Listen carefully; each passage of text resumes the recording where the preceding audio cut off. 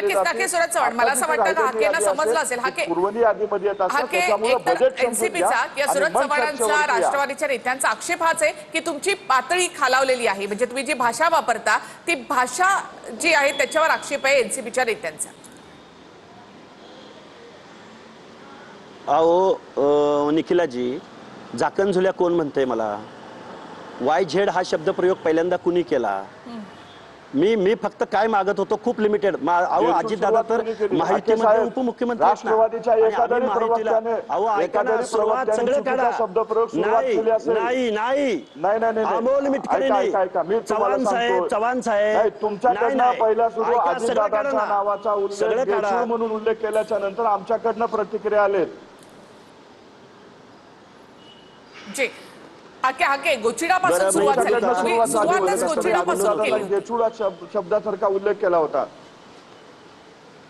बरं ऐका ना, आता ऐका ना, मला बोलू द्या. गोचिडचं पण क्लिअरिफिकेशन देतो ना.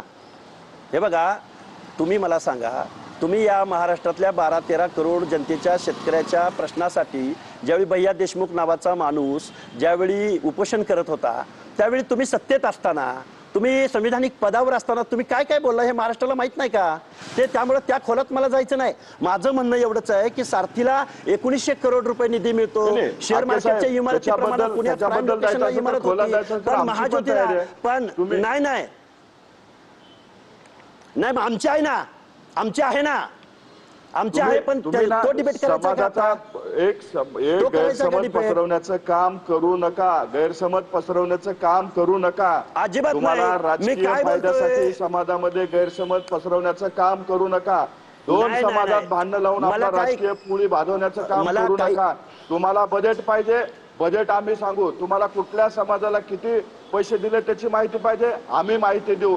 परंतु फक्त एका विशिष्ट समूहापुरतं बोलायचं आणि त्याच्यात मिक्स सगळं करायचं आणि आपला राजकीय लाभ मिळवायचा, हे थांबवा.